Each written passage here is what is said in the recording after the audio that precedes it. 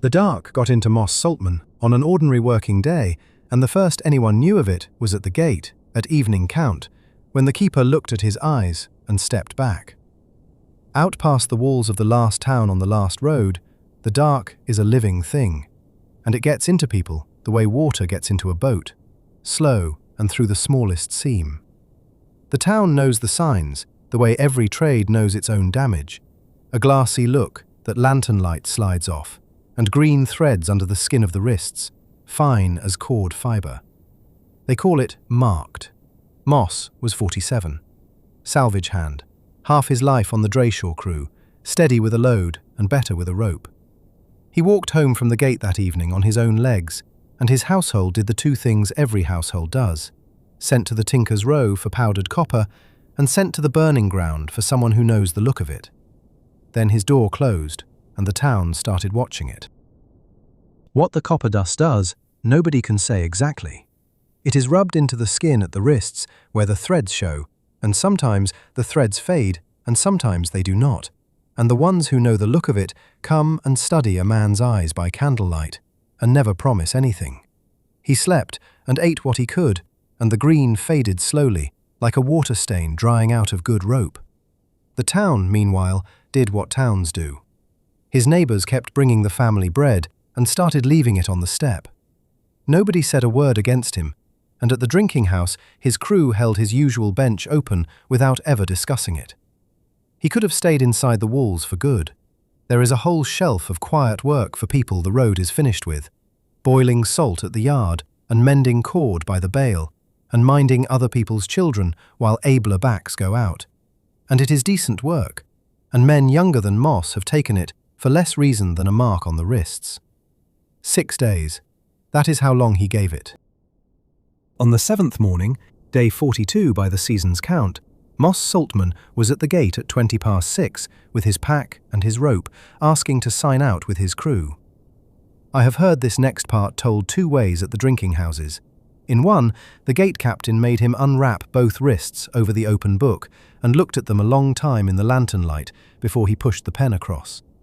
In the other, his crew leader signed for the whole crew without once looking up. The way a man signs when looking up would make a question out of something he has already answered. Both tellings agree on what matters. The pen moved. 6 names went in the book that morning. Dagby Drayshaw leading, the rest of the crew behind him, Moss Saltman with his wrists wrapped, 6 days marked, and Keelia Pike. They went out the east way at 6:30, ringing the bells as they went, the way every crew rings its way out. The other crews in the yard watched them go. A marked man walking back out to meet the thing that had already had one taste of him. Some watched with respect. Most watched the way a clerk watches a scale that has not settled yet. The run itself was a working day. That is what the survivors say, and none of them says much more. The ground was drowned, and the salvage was good, and the loads came up heavier as the day wore on. A storm was building at their backs all afternoon, the kind that drowns the sound of bells, and every crew on the flats cut its day short to beat it home. Somewhere out there, in the last hour before they turned for town, the road took Keelia Pike. Canon in that town is a gatebook, so here is what the gatebook knows. The Drayshaw crew came back up the line at 9:10, in the wind, ringing every post. They came through the gate at 2:06, 5 where there had been 6. The keeper counted twice, and Gate Captain Vosk opened the book and ruled a single line through her name, which is how that town writes a death it cannot bury. Keelia Pike was whole and unmarked, 20-some years on the road, the same as any of them. The marked man walked in on his own legs, carrying her share of the haul on top of his, heavy as wet rope, and set it on the scales with the rest. They sold the haul the same hour. Crews do. The scales at the font stay open until the last crew is in, and the town has to eat, whether it is grieving or not. Then the Drayshaw crew went to the long table by the gate and drank, with the storm coming down on the shutters, and Moss Saltman drank with them, his first ale after the gate in 6 days.